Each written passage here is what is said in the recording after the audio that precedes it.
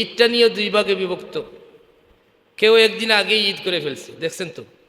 আমাদের সিলেট বিভাগের মধ্যেই মৌলভীবাজারে দেখলাম নিউজে কয়েকটা জায়গায় এই 2-4 হালি মানুষ মিলে তারা একদিন আগেই ঈদ করেছে। ঈদ একদিন আগে করেছে, পরে করেছে, এই ব্যাপারে আমি আলোকপাত করতে চাই না।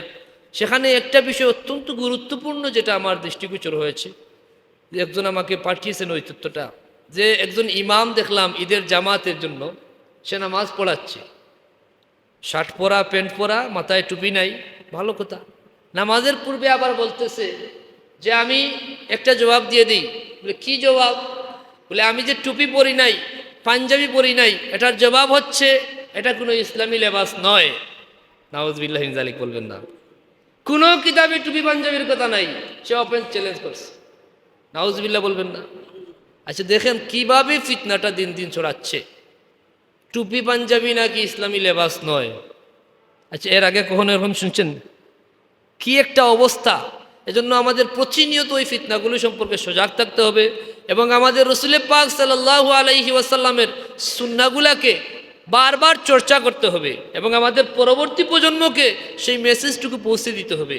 যারা এখন আগের মতো ইসলামী শিক্ষায় শিক্ষিত হওয়ার আগ্রহ অনেক কমে গেছে, ব্যবস্থাটাও অনেকটা অন্যরকম হয়ে গেছে, তাদেরকে সেই মেসেজটুকু পৌঁছে দিতে হবে। নতুবা মানুষ দিন দিন ফিতনা এমনভাবে বাড়তেছে, মানুষের ঈমান রক্ষা করা খুবই কঠিন হয়ে যাচ্ছে।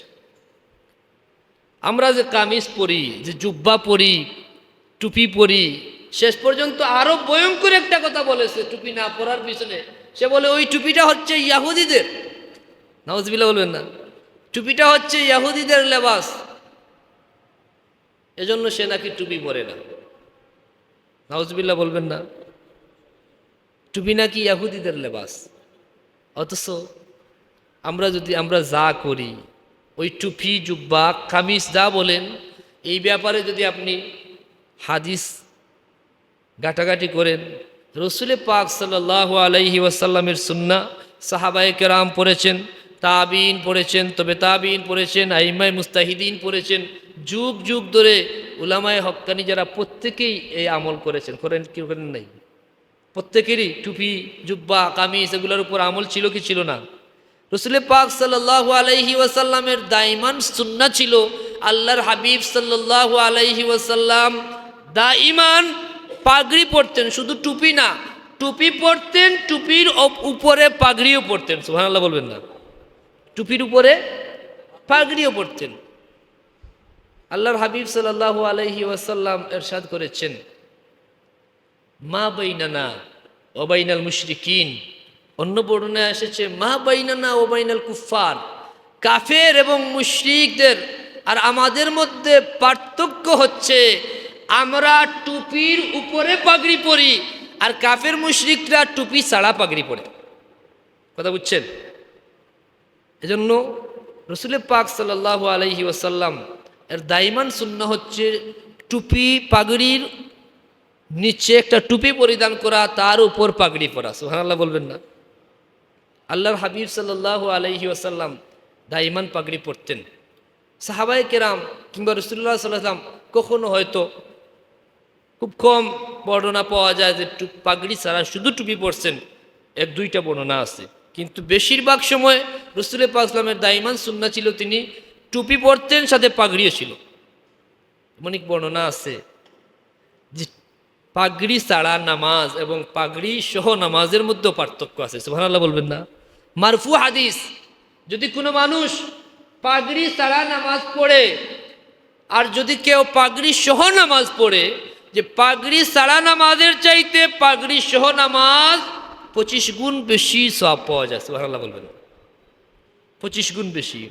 আর জুমার ব্যাপারে বর্ণনা আছে, যদি জুমার নামাজ কেউ পাগড়ি সহ পড়ে আর কেউ পাগড়ি ছাড়া পড়ে, তো পাগড়ি ছাড়ার চাইতে জুমার নামাজ পাগড়ি সহ পড়ার মধ্যে 70 গুণ বেশি সওয়াব। সুবহানাল্লাহিল আযীম।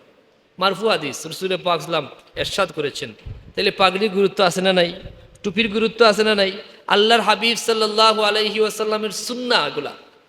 রাসূলুল্লাহ সাল্লাল্লাহু আলাইহি ওয়াসাল্লামের কাছে সবচাইতে পছন্দের জামা পোশাক ছিল রাসূল পাক সাল্লাল্লাহু আলাইহি ওয়াসাল্লামের কাছে কামিজ। ওই যে আমরা যেটা লম্বা পরি, জুব্বা, পাঞ্জাবি, এটা ছিল রাসূলুল্লাহ সাল্লাল্লাহু আলাইহি ওয়াসাল্লামের কাছে সবচাইতে পছন্দের পোশাক।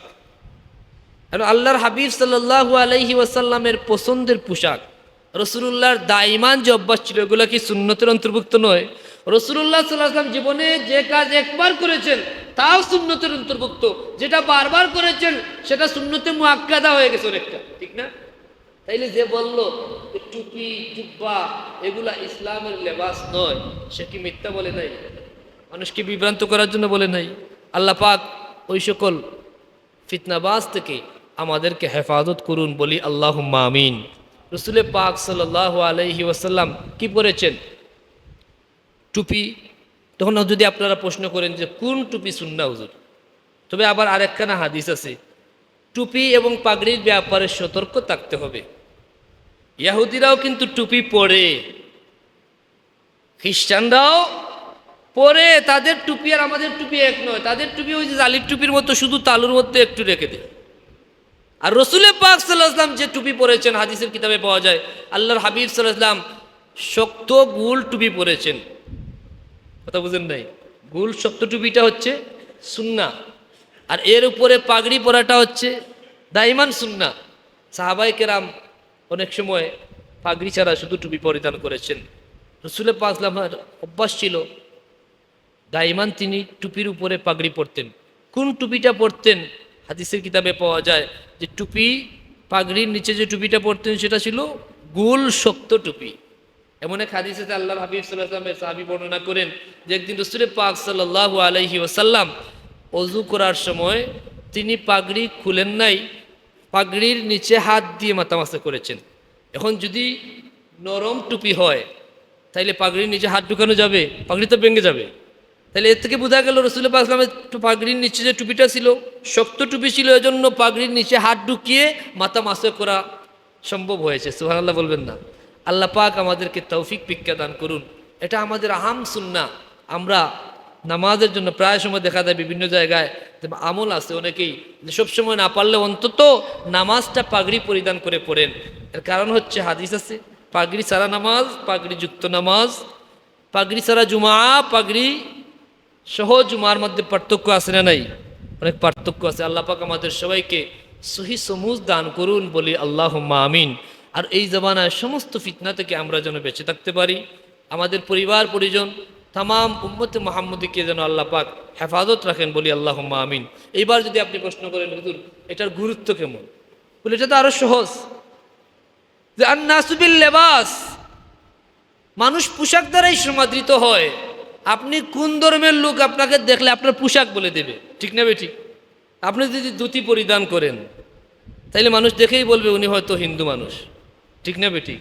তাইলে লেবাসের গুরুত্বটা মানুষের কাছ থেকে বিলুপ্ত করার একটা উপায় হচ্ছে মানুষকে বিপদগামী করা।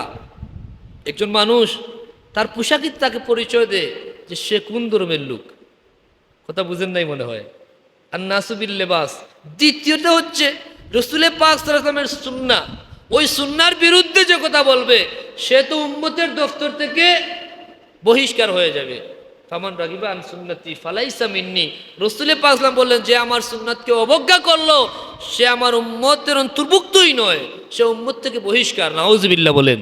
তাহলে ওই যে ট্রেনিংটা দিল সে কি নামাজ পড়লো নাকি মানুষকে উম্মতে মুহাম্মদী থেকে বাহির করার তার প্রশিক্ষণ দিল?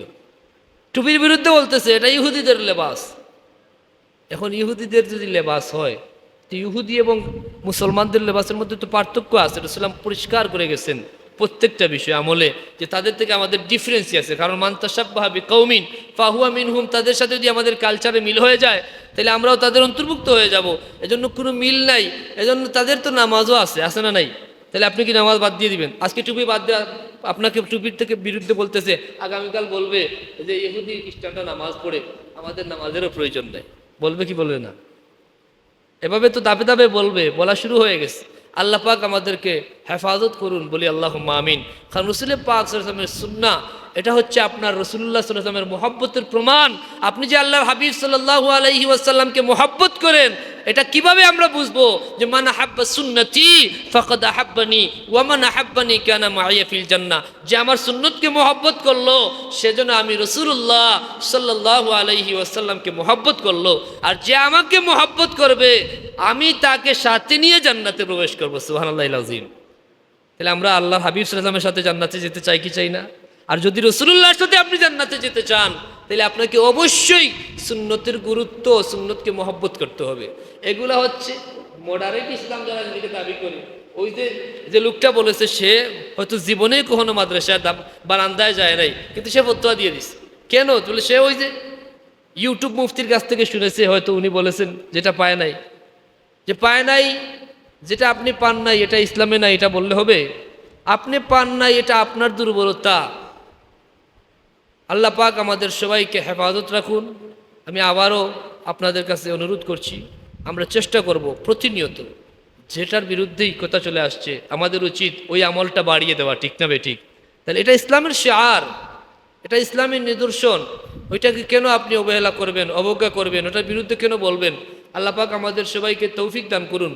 আমরা দাইমান যারা আমরা মুসলমান, আমরা যেন টুপির ব্যবহারটা আরও বাড়িয়ে দেই। কারণ টুপির বিরুদ্ধে যারা ষড়যন্ত্র লিপ্ত হয়ে গেছে, আমাদের উচিত হবে টুপির ব্যবহার আরও বাড়িয়ে দেওয়া, পাগড়ির ব্যবহার আরও বাড়িয়ে দেওয়া। আল্লাহ পাক আমাদের সবাইকে তৌফিক ভিক্ষা দান করুন। বলি আল্লাহুম্মা আমিন। ওয়া আখির দাওয়ানা আলহামদুলিল্লাহি রাব্বিল আলামিন। সাল্লাল্লাহু আলা সাইয়্যিদিনা মাওলানা